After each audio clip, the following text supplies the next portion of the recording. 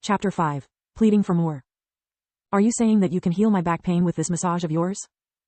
Su-young calmly nodded at her question. Don't listen to him, he is only trying to take advantage of you. Yeah, who knows what he'll do to you once to follow him. Do you have any idea who he is? The young lady looked at the group of disciples and frowned. And who are you? We are. Before the disciples can even introduce themselves, Su-young spoke. I can heal you, but only if you follow my conditions. Conditions? Are you in the position to ask for conditions? I know that you have been standing here for many hours without a single customer. If I leave now, then who knows when your next customer may come, if it ever happens.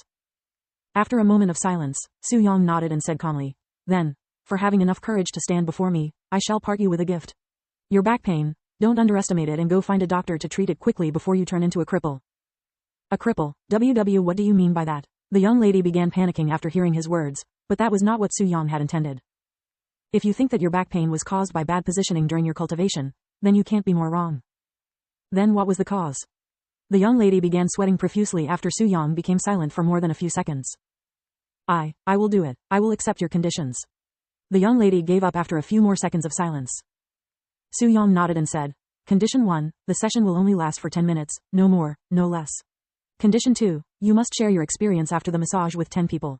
Condition 3, you are only allowed to come back 1 month after your last massage session. If you refuse to any of these conditions, then you may turn around and walk away. If you fail to fulfill the second and third condition after the massage, then you can forget about coming back ever again. That's it. The young lady thought Su-young had something far more serious in mind, but such easy conditions, who wouldn't accept? PFT, 1 month. It'd be a miracle if you have another customer after her today. The disciples laughed. Do you accept? I accept. Good, then follow me. Su-young rolled up his sign and carried it on his back as he began leading the young lady back to his living quarters. She's really going to follow him. Should we stop her? Let her be, she can only blame herself later for trusting someone like Su-young. The disciples watched as Su-young and the young girl disappear into the distance. None of the dozens of people there tried to stop her because they are all intrigued in what will happen when she returns. This is, your living quarters? We are doing it here? Then would you rather do it outside? Su-young asked her with a slight smile. The young lady looked around with her imaginations running wild, causing her to blush. Su-young didn't wait for her to answer and walked into the house. Wait up.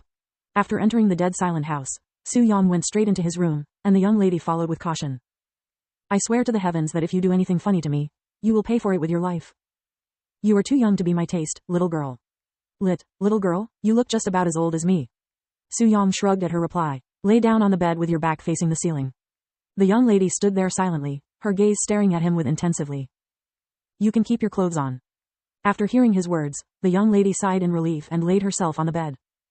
Su-young cracked his knuckles and stretched around for a few moments before he said, Your 10 minutes begins now, try not to lose consciousness. What do you mean by?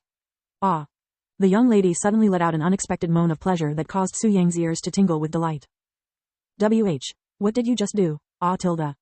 Stop wiggling around like a worm, you're making this more difficult for me. The sense of pleasure on her back overwhelmed the young lady's sense of hearing, making her feel as though she was in another world, in heaven. She couldn't understand what she was feeling, but it was not a sense of feeling that could be made with the hands of a human, almost as though she was feeling the hands of a god.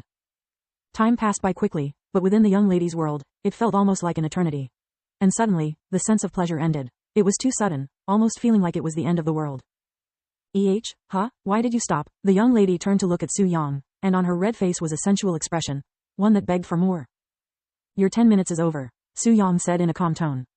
But the pain in your back should have subdued by now, but reduce the time you spend to Cultivator by half for the next month for it to be permanent. Please, 10, no, just 5 more minutes. I will pay you any amount.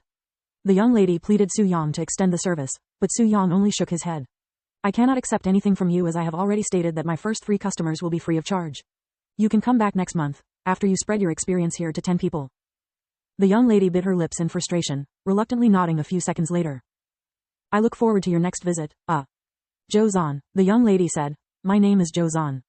I am called Su-young. He smiled at her as he watched her exit the front door, her legs looking unstable as she walked, like a drunk walking home after spending a whole night